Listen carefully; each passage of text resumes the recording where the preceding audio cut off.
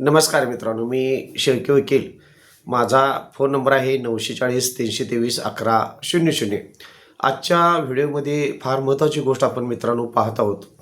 ज्यावेळी आपण शेत रस्ता जर अडवलेला असेल किंवा ज्या गल्लीतनं तुम्ही जाताय, खेडेगावात राहत असाल, ज्या गल्लीतनं जाताय, आपण पाहतो सरासरी खेडेगावात असू दे, शहर असू दे किंवा तुमची रस्ता जमीन असू दे, खाजगी जमीन असू दे किंवा सरकारी जमीन असू दे, शेजारी किंवा गल्लीतली काही लोक मुद्दाम दारात आडवी वाहनं लावणे, काहीतरी वाळूसारख्या वस्तू आणून टाकणे, शेत असेल तर शेतातला रस्ता खोदणे, मुद्दाम रस्ता अडवणूक करणे किंवा सिटी लेवलसारखी काही लोक भिंतसुद्धा घालतात, अतिक्रमण करून रस्त्यामध्ये अतिक्रमण करतात आणि आपणला जाण्या येण्याची जो कायम रहदारीचा जो रस्ता असतो तो रस्ता मग आपणला जाण्या येण्यासाठी फार अडचण निर्माण होत असते. काही व्यक्ती तरी मुद्दाम अशी गाडी लावतात रस्त्यामध्ये की स्वतःचा जागा असल्या पद्धतीनं रस्त्यामध्ये वाहनं लावतात आणि रहदारीला संपूर्ण अडचण निर्माण करत असतात. काही व्यक्तींच्याकडे अडथळा होत असतो. काही अशा प्रवृत्ती पण असतात की ज्या वस्तू बाजूला ठेवायच्या असतात त्या रस्त्यामध्ये टाकून रस्त्याला अडचण केली जाते. काही ठिकाणी बांधकाम चालू असतं, सिमेंटच्या विटा ठेवतात, वाळूच्या विटा ठेवतात. जे काय वाळू विटा असे अनेक प्रकारे रस्ता अडवून ठेवलेला जातो. काहीतरी शेड मारतात, पुढं अतिक्रमण करतात, बांधकाम करतात. अशा पद्धतीनं अनेक प्रकारे अशा रस्त्यांचा वाद निर्माण होत असतो आणि हा वाद समजा गल्लीतला वाद असेल, रस्त्याचा वाद असेल तर त्याच्या आडवं कोण जायचा असा प्रश्न निर्माण होत असतो. तर मित्रांनो, ह्याच्यावर कायदेशीर काही प्रोसिजर आहे. त्या कायदेशीर प्रोसिजरमध्ये मग तुमचा शेत जमिनीचा रस्ता आलेला असेल, तुम्हाला शेजारी रस्ता देत नसेल किंवा गल्लीत अडवणूक केलेली असेल, मग ती जागा सरकारी असेल किंवा खाजगीत जो न रस्ता अडवला तिची स्वतःची खाजगी जागा असेल तर तुम्हाला रस्त्यासाठी त्या व्यक्तीला किंवा गल्लीतल्या व्यक्तींना कुणालाही अडवता येत नाही. त्यासाठी कायद्यानं तुम्हाला काही तरतुदीनं संरक्षण दिलेलं आहे.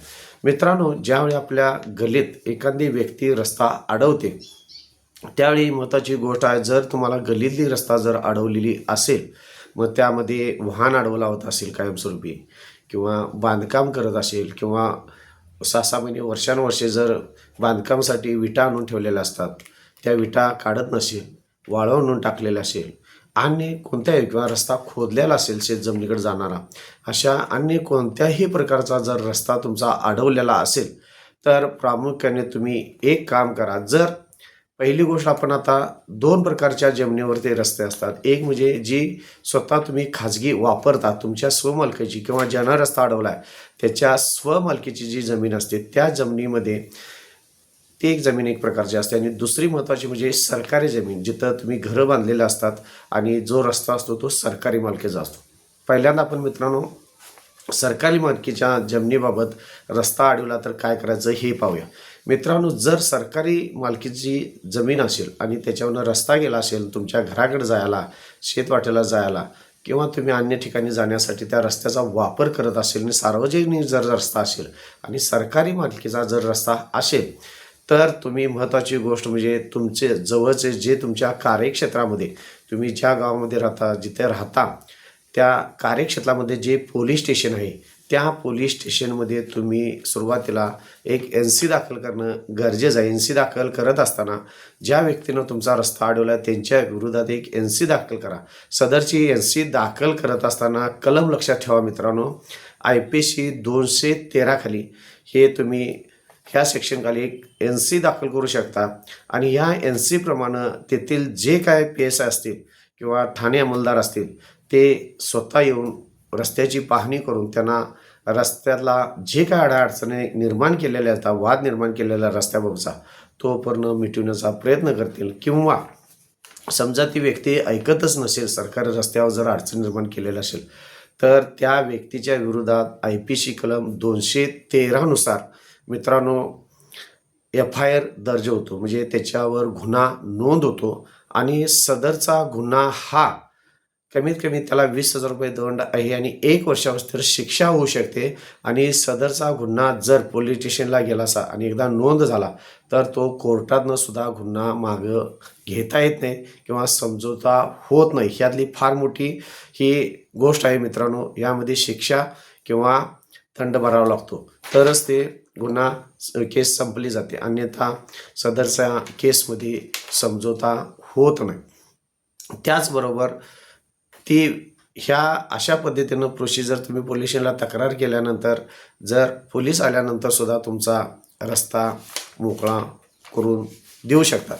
त्याचनंतर जर खाजगी जमीन असेल, समजा तुमची शेत जमीन असेल किंवा तुमच्या घराकडे जाण्यासाठी जर एखाद्याची खाजगी जमीन असेल तर त्या खाजग्या जमिनीनं जात असताना समजा एखाद्या व्यक्तीनं सांगितलं तसं तुम्हाला वाहन अडवलेलं असेल, खोदकाम केलं असेल किंवा विटा वगैरे रचलेल्या असतील किंवा शेड मारलेला असेल किंवा कायमस्वरूपी बांधकाम करण्याचा प्रयत्न करत असेल तर अशा वेळी तुम्ही खाजगी रस्त्याच्या बाबत तुम्ही तुमच्या जवळचे जे तालुका तहसीलदार कार्यालय असतं, तहसीलदार कार्यालयामध्ये त्या व्यक्तीचा जो काय सातबारा असेल, तुमचा सातबारा असेल, त्या सातबारा दोन्ही जोडून तुम्ही रीतसर तहसीलदार यांच्याकडे अर्ज दाखल करू शकता. तहसीलदार अर्ज दाखल केल्यानंतर रीतसर त्या व्यक्तीला नोटीस काढून तलाट्यामार्फत बोलवून घेत असते. बोलवून घेतल्यानंतर जे काय तुमचं म्हणणं असेल ते दोघांचं म्हणणं ऐकून घेतलं जातं आणि तहसीलदार आणि काही अधिकारी आणि हे तुमच्या ऑन दी स्पॉट जागेवर येऊन संपूर्ण स्थळाची ती पाहणी करत असताना त्यानंतर तो रस्ता खुला करून देण्यात असतो. अशा पद्धतीनं जर खाजगी आणि सरकारी रस्त्यावर जर हरकत अडथळा केलेला असेल तर ह्या मार्गाने तुम्हाला रस्ता खुला करून मिळत असतो. त्याच पद्धतीनं जर नगरपालिकेमध्ये जर तुम्ही राहत असेल आणि तुमचा जर रस्ता अडवलेला असेल, जे नगर आयुक्त असतात त्यांच्याकडे तुम्ही रीतसर अर्ज करू शकता. सदरचा अर्ज केल्यानंतर ते कोणत्याही प्रकारची एक नोटीस त्यांना पाठवतात आणि सदरची नोटीसमध्ये 24 तासापेक्षा जास्त मुदत दिली जात नाही नगरपालिकेच्या ठिकाणी आणि 24 तासामध्ये तो रस्ता मोकळा करून द्यावा लागत असतो. समजा 24 तासामध्ये जर रस्ता मोकळा करून नाही दिला तर त्या व्यक्तीला कमीत कमी 5,000 रुपये दंड करता येतो किंवा 20,000 पत्र इतका दंड कायमस्वरूपी करून सदरचा रस्ता तुम्हाला मोकळा करून देण्यात येत असतो. त्याच पद्धतीनं खाजगी जमिनीवर एखाद्या व्यक्तीनं तुमचा रस्ता अडवला असेल आणि तुम्हाला तहसीलदारकडे तक्रार करावायची नसेल तर तुम्ही मित्रांनो जवळचं जे तुमचं पोलीस स्टेशन आहे त्या पोलीस स्टेशनमध्ये सेक्शन IPC अंडर तुम्ही FIR नोंद करू शकता आणि सदरच्या FIRमध्ये कोणत्याही प्रकारचा समझोता होत नाही. यामध्ये IPC कलम 341 आणि 339 ह्या 2 कलमाखाली तुम्ही पोलीस स्टेशनला रीतसर गुन्हा नोंद त्या व्यक्तीविषयी करू शकता.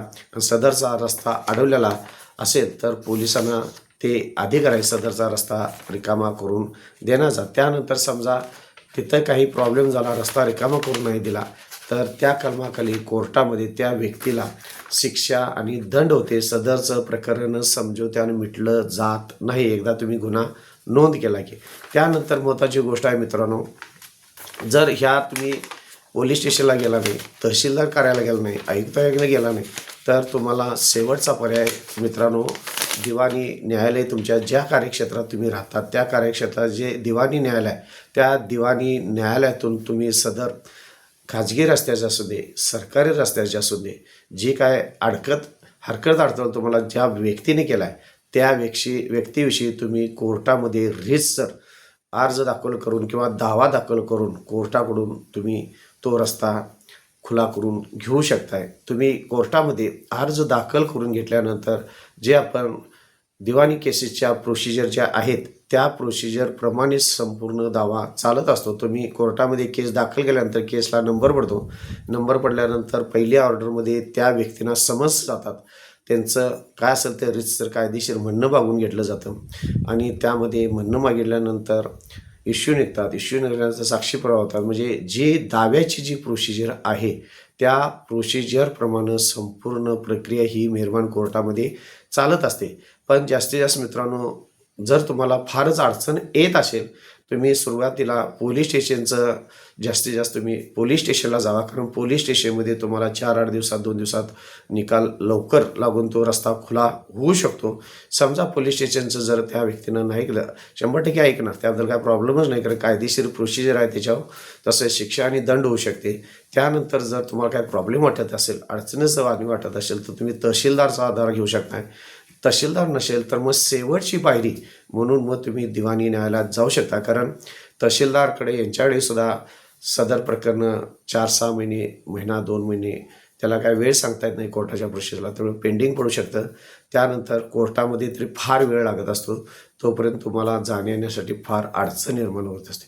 अशा पद्धतीनं जर एखाद्या व्यक्तीनं तुमचा जर रस्ता खाजगी असेल, सरकार असेल, अडवला असेल, तर तुम्हाला कायदेशीर ह्या रेमेडीज किंवा हे उपाय तुम्ही करू शकता आणि एक चांगल्या पद्धतीनं तुम्ही मार्ग मिळवू शकता. मित्रांनो, अशा काही विचित्र व्यक्ती जर आपल्या गल्लीमध्ये राहत असतील किंवा शेजारी असतील, रस्ता अडवीत असतील, माझी तुम्हाला विनंती आहे, कोणत्याही प्रकारचा वाद, तंटा, मारामारी, भांडणं अजिबात करू नका. कारण रस्ता बाजूला राहील, एकमेकाची डोकी वगैरे फुटली तर विनाकारण एखादी व्यक्तीसुद्धा आपण गमवू शकतो. आणि अशा पद्धतीनं बेकायदेशीर कृत्य तुम्ही करू नका. जे काय असेल ते कागदी थोडं घोडं नाचवा, फार थोडा वेळ जाईल, पण चुकीच्या रागाच्या भरात वाहन अडवलं लावलं, गाड्या अडवायला लावल्या किंवा रस्त्यात काहीतरी टाकलं, रस्ता अडवला म्हणून चुकीच्या पद्धतीनं अजिबात जाऊ नका. असं कायदेशीर प्रोसिजर थोडा वेळ जाईल, थोडा त्रास होईल, पण रीतसर काय असेल ते कायद्याच्या प्रोसिजरने केल्यानंतर तुम्ही समाजात एक कायदा मानणारी व्यक्ती आहे ही सुद्धा निश्चित होईल. आणि भांडणं केल्यानंतर तुम्ही होम दांडगाव करता, जरी चूक तुमची नसेल तर होम दांडगाव करता आणि कायदा हातात घेता. अशा पद्धतीनं तुमचं पर्सनॅलिटीवर दबाव पडण्याची शक्यता असते. त्यामुळं आपण जेवढं आपल्याला कायदा पाळता येईल तेवढा प्रामाणिकपणे कायदा पडून रीतसर ज्या कायद्याच्या तरतुदी आहेत त्याचा तुम्ही उपभोग घेतला पाहिजे आणि रीतसर तुम्हाला न्याय मिळाला पाहिजे. त्या न्यायापासून तुम्हाला कोणत्याही प्रकारचं नुकसान, धोका पोहोचणार नाही. मित्रांनो, माझी विनंती आहे तुम्हाला, जर माझ्या चॅनलला सबस्क्राईब केलं नसेल तर सबस्क्राईब करा, लाईक करा, शेअर करा. धन्यवाद.